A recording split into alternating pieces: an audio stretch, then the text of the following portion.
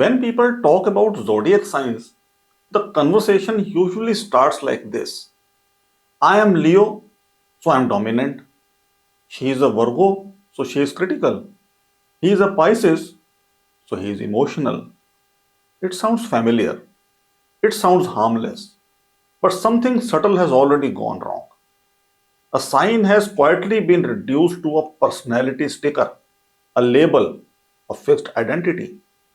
And astrology, without realizing it, has been pushed closer to entertainment than understanding. Let's pause here. Because Vedic astrology never treated science this way. Not psychologically, not philosophically, not experientially. A zodiac sign is not a description of who you are. It is a description of how consciousness operates in a certain field. That distinction changes everything. Think carefully. Personality is unstable. It changes with age, with trauma, with responsibility, with awareness. If signs were personality types, astrology would collapse under real life. But it doesn't. Because signs were never meant to describe personality. Science describes orientation, how energy moves, how attention flows, how perception organizes itself. They describe patterns of engagement, not fixed traits.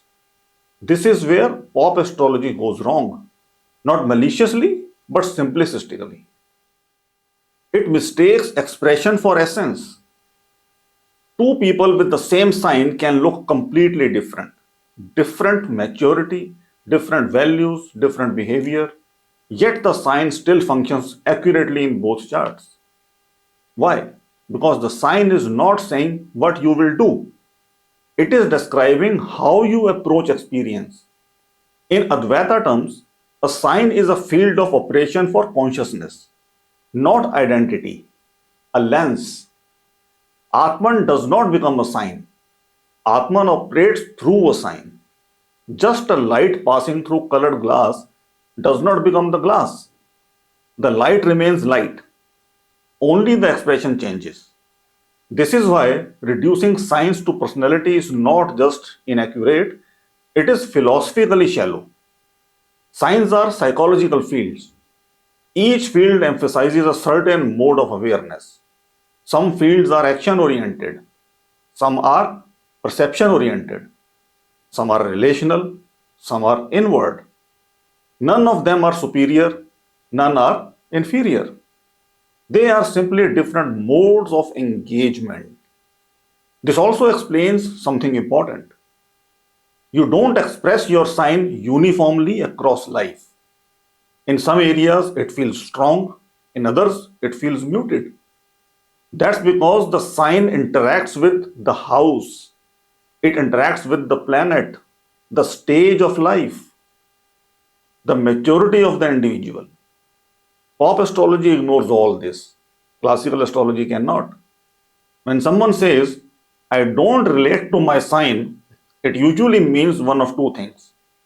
Either the sign was misunderstood as a personality, or the person is observing themselves from a shallow layer.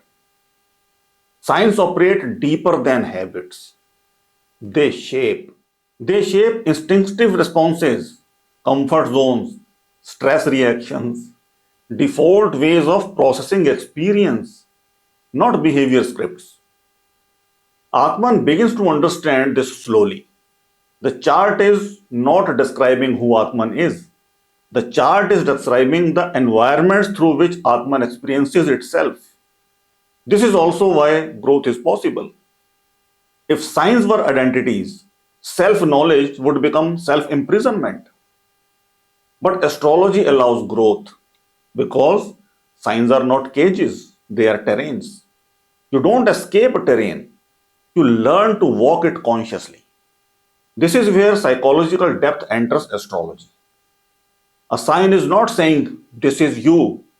It is saying, this is the field where your awareness must learn balance. When astrology is taught without this understanding, it creates arrogance in some and insecurity in others. This sign is strong, this sign is weak. These ideas never existed in wisdom traditions. Only balance and imbalance existed. A sign out of balance looks like compulsion. A sign in balance looks like mastery. Same field, different awareness. This is why signs must be studied philosophically. Without philosophy, they collapse into stereotypes. With philosophy, they become mirrors. In the coming videos, we will further understand this philosophy, not as a personality profile, but as a psychological landscape. How it thinks, how it reacts, how it seeks meaning. Because astrology at its best does not tell you who you are, it shows you where awareness must mature.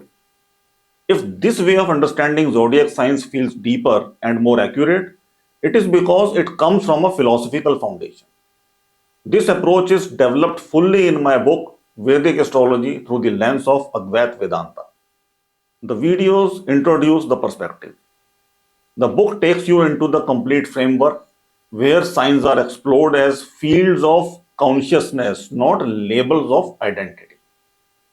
If you want astrology to support inner clarity rather than reinforce stereotypes, the book will guide you further.